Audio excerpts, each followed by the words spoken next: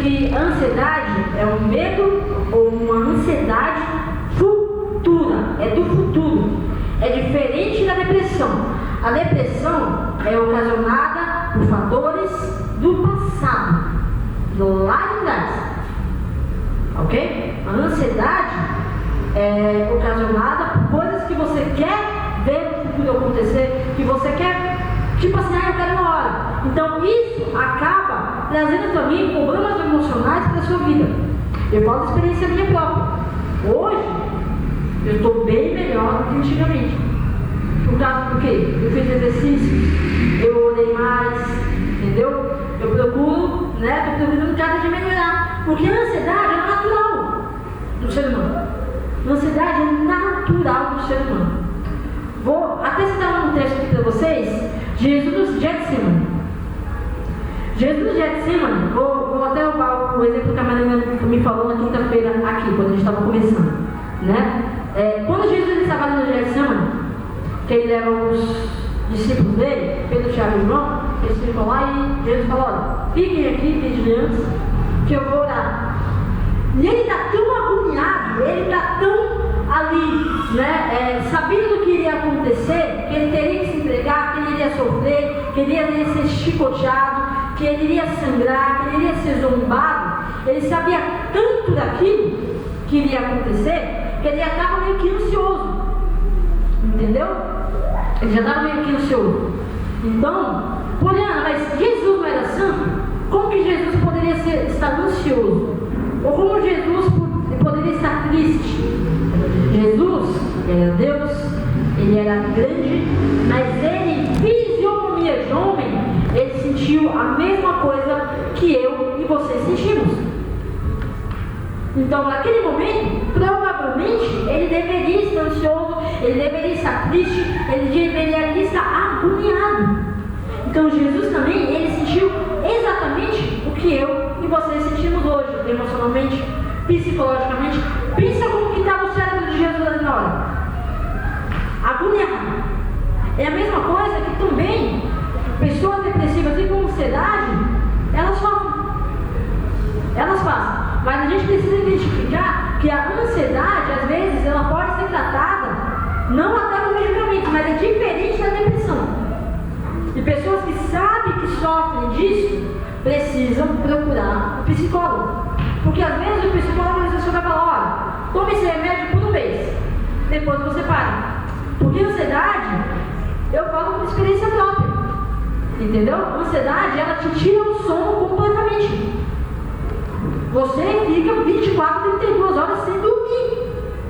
Eu já fiquei 32 horas, praticamente 48 horas sem dormir. Elétrica. E a ansiedade, ela é assim, ela faz isso, entendeu? Mas se você sabe, olha, eu estou melhorando, eu estou controlando, entendeu? Eu quero ir melhorando, comece a fazer exercícios que até a própria palavra, ela mostra, ela cita, daqui a pouco eu vou mostrar para vocês, entendeu? Como vencer isso? Porque a ansiedade, muitas vezes, ela pode nos prejudicar, Então é importante a gente ser vigilante com isso daí. Poliana, ok, eu entendi um pouco do que é depressão, que é as coisas que ocasionam na minha vida e na vida de alguém lá no passado. Eu entendi que a ansiedade não tem nada a ver, às vezes, no meu passado, mas às vezes no meu futuro. É do futuro. E como diferenciar essas duas coisas do bipolarismo? Muitas pessoas confundem quem é bipolar com depressão. Não tem nada a ver uma coisa com a outra. Então eu vou pedir agora, tá bom? Por favor, solta o vídeo de bipolarismo para vocês entenderem agora o que é bipolar. Nossas vidas afetivas sempre têm os seus altos e baixos, mas mudanças bruscas e prolongadas de humor que prejudicam seriamente a vida de uma pessoa podem ser um sinal do que é conhecido como transtorno afetivo bipolar. Antes de continuar o vídeo, conheça a nossa campanha no Patreon. Saiba como você pode contribuir para o crescimento no Minutos Psíquicos, ganhar ilustrações dos vídeos e ficar por dentro dos bastidores do canal. As alterações de humor no transtorno afetivo bipolar são extremas, não são claramente explicáveis por fatores externos e trazem grandes prejuízos para a vida da pessoa. A principal característica é a presença do que chamamos de um episódio maníaco ou depressivo.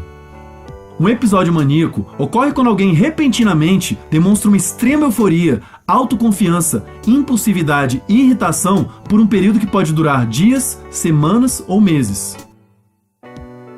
Esse estado é diferente de como a pessoa normalmente se comporta e não existem razões claras que o justifiquem.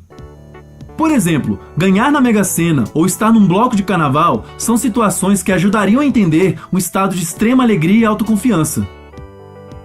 Por conta dessa mudança de humor, a pessoa pode acabar dormindo menos, pensando e falando muito rápido, gastando muito dinheiro e se envolvendo com muitas atividades. Tudo isso leva a pessoa a se comportar de um jeito que prejudica consideravelmente suas relações sociais, profissionais e seu bem-estar.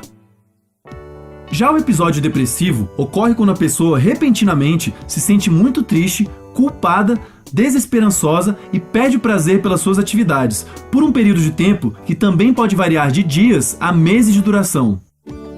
Um ponto importante é que toda essa instabilidade emocional tem repercussões sérias e negativas para pessoas com esse diagnóstico. Não é à toa que pessoas vivendo essa condição têm uma chance muito maior de cometer suicídio, endividar-se gravemente e se isolar socialmente. Muitos fatores contribuem para o desenvolvimento do transtorno afetivo bipolar. Sabemos hoje que pelo menos 226 genes estão associados com esse transtorno.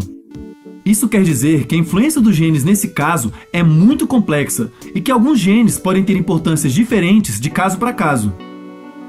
Algumas partes do cérebro de pessoas com esse transtorno podem diminuir de tamanho ao longo do tempo e possuir um funcionamento diferente do que se observa em outras pessoas.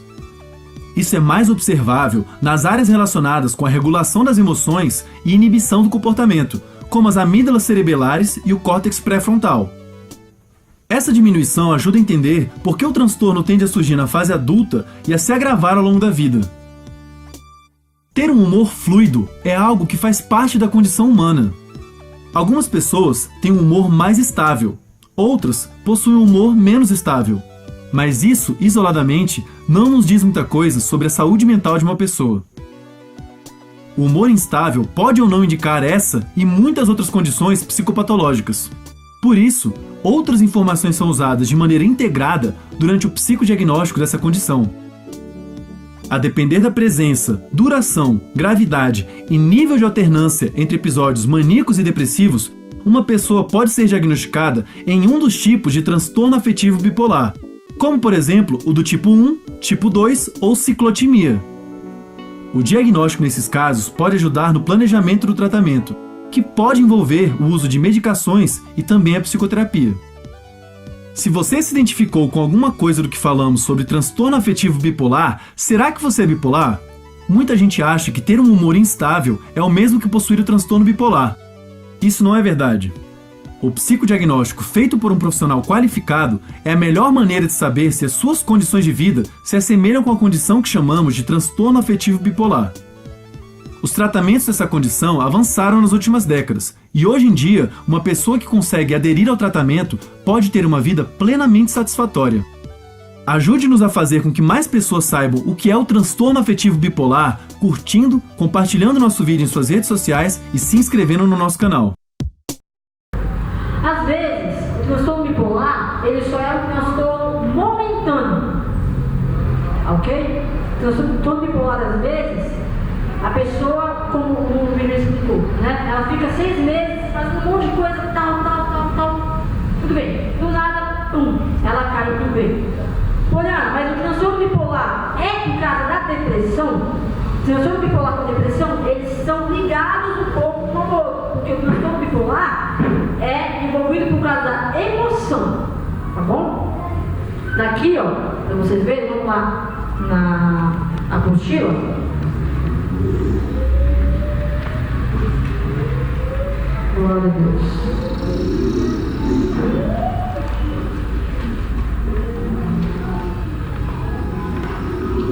Que é depressão bipolar tipo 1 e depressão bipolar tipo 2, né? Que aqui ela fala sobre esse tipo, né? Esse tipo de depressão ocorre por perturbação bipolar, que anteriormente era conhecida por perturbação maníaco-depressiva e é menos comum. Então, o problema de bipolarismo, ela envolve com a depressão, mas ela é um problema também do cérebro, que na maioria das vezes é preciso tomar remédio controlado. Poliana, mas será que eu, como crente, eu posso tomar remédio controlado pela minha vida inteira? Por que Deus permitiu e faz que isso aconteça?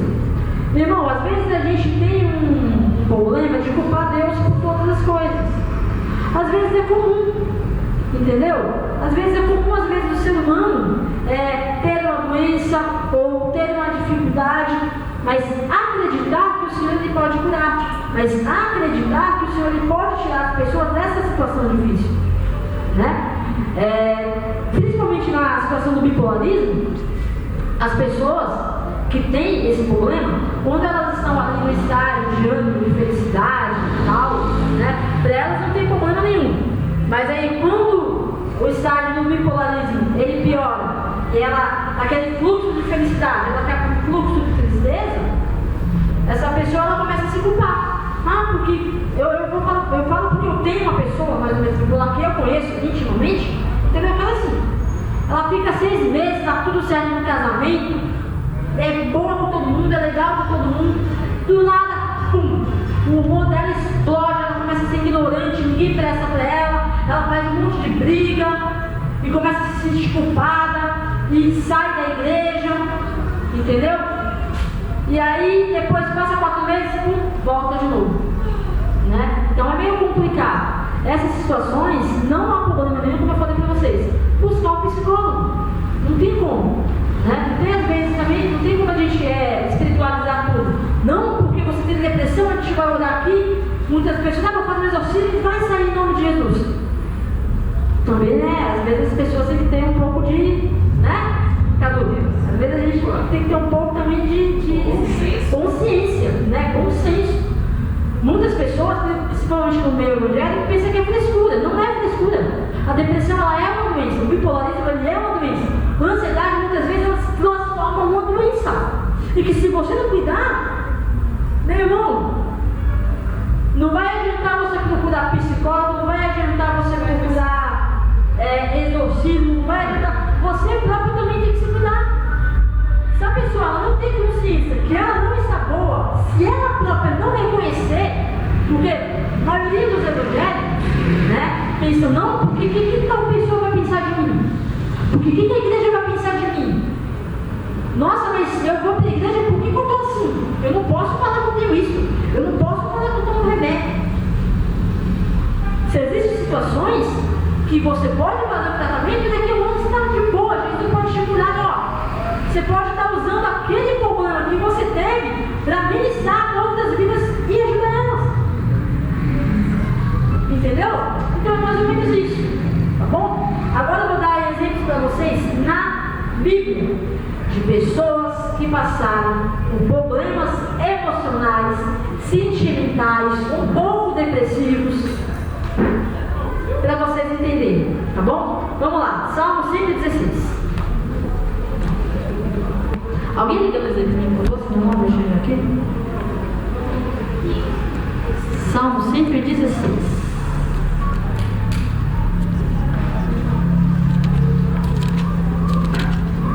Glória a Deus.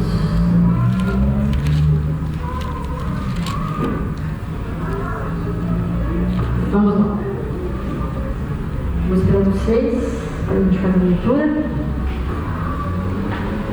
Eu expliquei para vocês um pouco da forma científica, tá bom? De o que é a depressão em si, tá? O que mais ou menos os médicos explicam, um pouco por cima, tá? Que você pesquisar aí mais ou menos você vai saber o que é mais ou menos isso a depressão, tá? Agora eu vou explicar para vocês de uma forma espiritual, tá? Vamos lá, todos acharam, amém? Amém. Glória a Deus. Amor e gratidão com Deus pela sua salvação.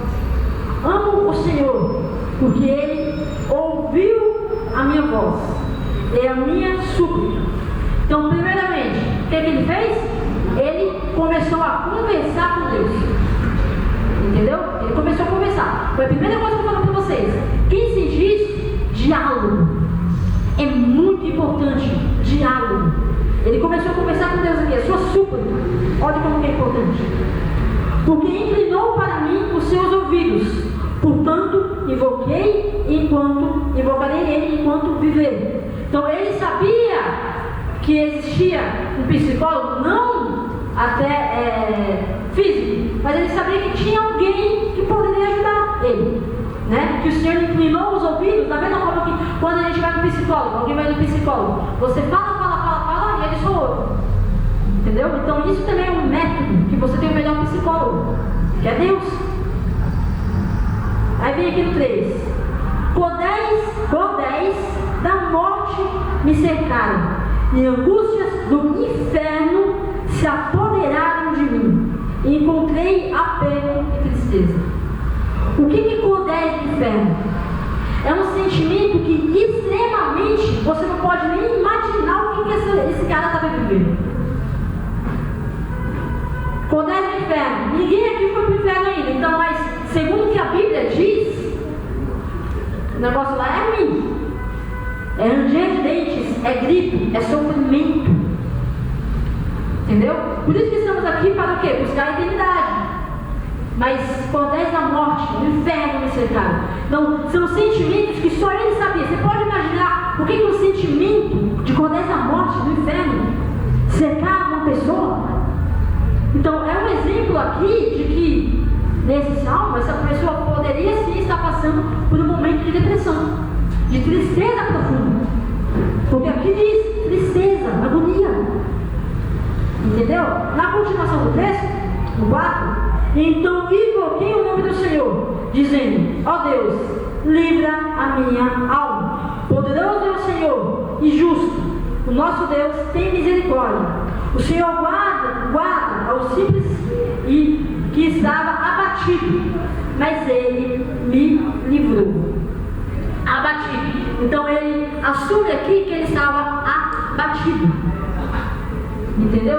Então esse é um exemplo de que esse salmista, ele estava passando por um momento ruim de emoção e de depressão. Porque a depressão é uma tristeza profunda que você não quer fazer nada. Parece que você está ali praticamente no inferno, trazendo para o jargão evangélico. Entendeu? É a mesma coisa que ele está passando aqui. E o que ele faz? Ele conversa com Deus, ele suplica a Deus. E quando ele já está bom, ele vai e escreve esse salmo. Olha, eu passei por isso, mas eu venci. É a mesma coisa de você. É a mesma coisa que se você conhecer alguém que passa por esse problema. Entendeu? Mostra esse salmo para ela. Mostra esse salmo.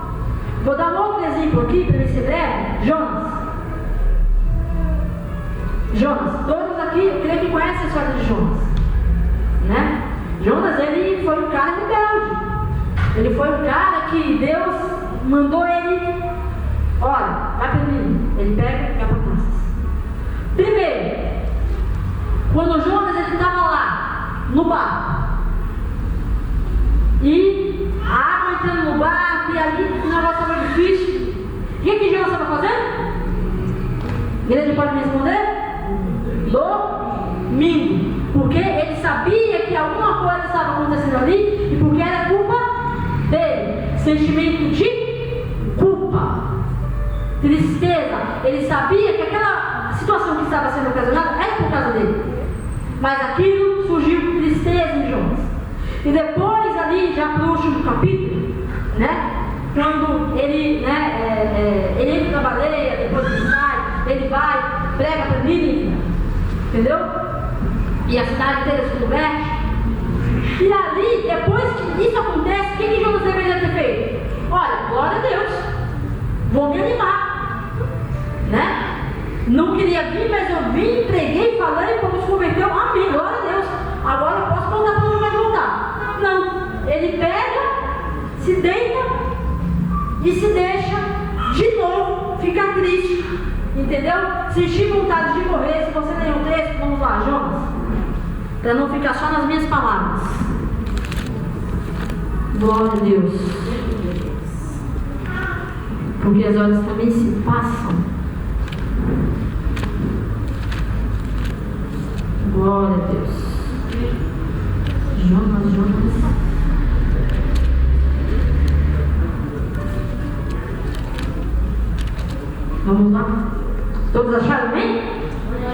Glória a Deus. Jonas. O descontentamento de Jonas, 4, tá? Capítulo 4. O descontentamento de Jonas e a resposta do Senhor. Mas desgostou-se Jonas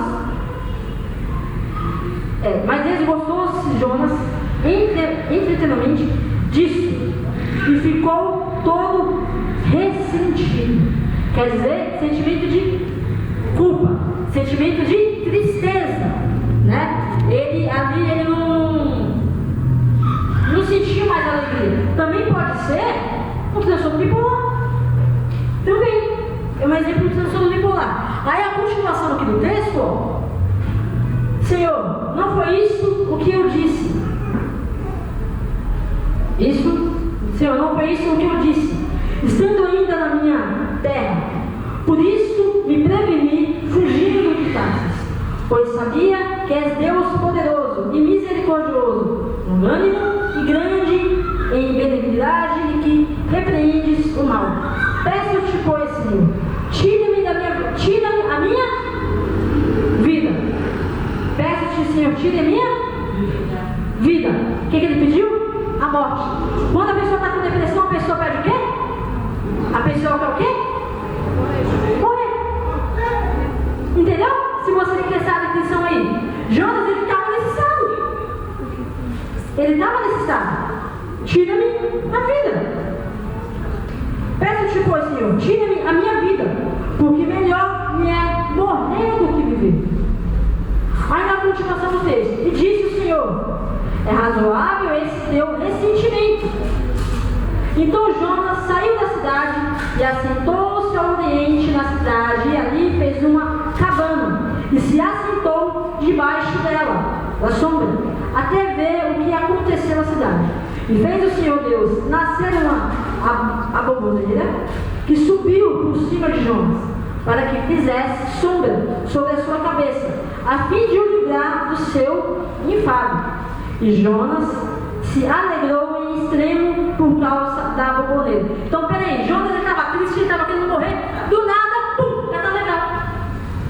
Já se alegrou por causa de uma coisa. Entendeu? Então é mais ou menos isso, né? Mas aí ao final aqui, para mim já resumir aqui, ó, no final, no versículo 11, aí Deus fala para ele: e não hei de ter compaixão na grande cidade de Nínive, em que estão mais de 120 mil, que não sabem discernir entre a sua mão direita e a sua mão esquerda, e também muitos animais? Então Deus sabia da situação de Jonas, Deus viu a situação que Jonas estava vivendo, entendeu? E também respondeu. Mas esse problema que Jonas teve foi o sentimento de culpa dele, que ele desobedeceu a Deus lá no início, porque Deus mandou ele para um lugar e ele foi para outro. Então, aí veio a depressão reativa, que levou Jonas a ficar nesse estado por dias. Entendeu? Lá no começo até o final da história. Mas nós precisamos identificar que o nosso Deus, ele é um Deus poderoso, que o nosso Deus, ele é um Deus que pode nos tirar de toda essa situação. Entendeu? Então, assim, são profetas, são pessoas que também tiveram um momento desse, tá bom? Na apostila tem alguns tipos de depressão, tá? Que é depressão pós-parto, depressões aí que são ocasionadas por vários fatores, vocês podem estar lendo em casa, tá? Eu falei sobre a depressão endógena, reativa e a depressão cíclica, porque todas essas depressões, elas envolvem os quadros a quais estão aqui na apostila, tá? Então, exemplo, a pessoa teve depressão pré-parto, pode ser um sintoma de depressão junto com ansiedade, entendeu? Ou a pessoa teve uma depressão pós-parto, depois do parto, tá? Pode ser também. Só para me concluir aqui, para abrir a área das perguntas, tá bom? Também eu queria comentar com vocês sobre a síndrome do pânico. Algumas pessoas confundem síndrome do pânico com alguns fatores desses que eu passei para vocês. Síndrome do pânico, as pessoas sofrem por um ato de trauma que elas viveram. Síndrome do pânico não tem nada a ver Vou dar um exemplo. Minha mãe ela tem uma síndrome do pânico de chuva. Chuva é uma coisa que é mais normal, mas ela tem uma síndrome do pânico de chuva. Por quê? Ela teve um momento na vida dela, que estava ela, meu pai, meu irmão, minha avó, andando, entendeu, na rua, e do nada o tempo fechou. E aí começou o vendaval, que acabou, tipo assim, praticamente levando eles, o vento quase levou eles, quase matou eles de verdade. E depois daquele dia, ela nunca mais foi a mesma por causa de chuva, por causa de barulho. Entendeu? Então, se qualquer ventinho que dá, minha sobrinha está aqui, né? Ela é minha testemunha. Qualquer chuvinha que dá, minha mãe, ela praticamente desmaia. Ela já chegou a praticamente desmaiar. Ela se escondia embaixo da mesa por causa desse problema. Porque a síndrome do pânico junta a ansiedade. Mas não é o momento depressivo, entendeu? É por causa de um ato de trauma. Essa é a diferença, tá bom? Então, Jezabel ameaça Elias. E Acabe fez saber, Jezabel, tudo quanto Elias havia feito e como totalmente matara todos os profetas. Vamos para o versículo 4, tá bom? Melhor, para adiantar, em nome de Jesus. E ele foi ao deserto, caminho de um dia, e veio e se assentou debaixo de um zimbro, e pediu em seu ânimo a morte. Mas o mesmo que acontece aqui, né, com Elias, é que ela praticamente ameaça Elias de morte. Ó, vários profetas aí eu tirei e você vai ser o próximo, tá? Você vai ser o próximo. Se você continuar pregando, se você continuar fazendo isso, eu vou cortar a sua cabeça. Vou te perseguir até você morrer, trazendo para as minhas palavras, né? E ali, ele se entristeceu de alguma forma, né?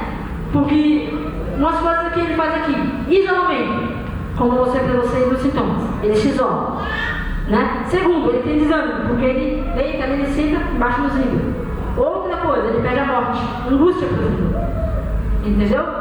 E aí depois que vocês lerem o contexto do texto, aí Deus vai lá e manda um anjo. Vamos lá, no 5, versículo 5. E deitou-se e dormiu debaixo de um zimbro. E eis que então o anjo o tocou e disse: levanta-te e come. E olhou e eis que a sua cabeça estava um pão cozido sobre as brasas e uma botija de água, e comeu, bebeu e tornou-se a deitar-se. Situação extremamente depressiva. Aí o texto fala de novo que o anjo vai lá, acorda de novo para ele voltar para dele. Aí depois Deus vai lá, fala com ele: ó, ei, tem mais 70 que não se prostraram a ela, tem mais 70 aí que estão lutando, então te anima, entendeu? Então são exemplos aqui que Deus, ele dá para nós, segundo a palavra dele, que essas pessoas passaram por depressão, essas pessoas passaram por momentos difíceis, mas em todas eles venceram, porque o Senhor ajudou, porque o Senhor sustentou, porque o Senhor foi com eles. O maior exemplo foi Jesus, como eu falei para vocês. O maior exemplo. Vocês têm noção de uma angústia interior insuportável? Foi quando Jesus estava na cruz. Quando Jesus estava na cruz, ele vira para o Pai e fala: Pai, por que me abandonastes? Quer dizer o quê? Sentimento de abandono, sentimento de tristeza. Não Jesus como Deus, mas Jesus como homem. Então Jesus, ele passou exatamente o que eu e você passamos hoje. Jesus passou exatamente os mesmos pensamentos que você pensa hoje, os mesmos sentimentos, os mesmos problemas, as mesmas dificuldades. Mas o que ele disse? Tem de bom ânimo, porque eu venci o mundo. Todos aqui, inclusive eu, passamos por momentos de dificuldades e passamos por tristeza muitas vezes. Se hoje você não está assim, sinto te dizer, uma hora talvez a dificuldade vai aparecer e você vai estar pronto. Então hoje eu te convido a se colocar de pé. Tá bom? A se colocar de pé. Glória a Deus. Eu te convido hoje a você fazer uma oração a qual você vai se rasgar na presença do Senhor. Foram tiradas, foram esclarecidas.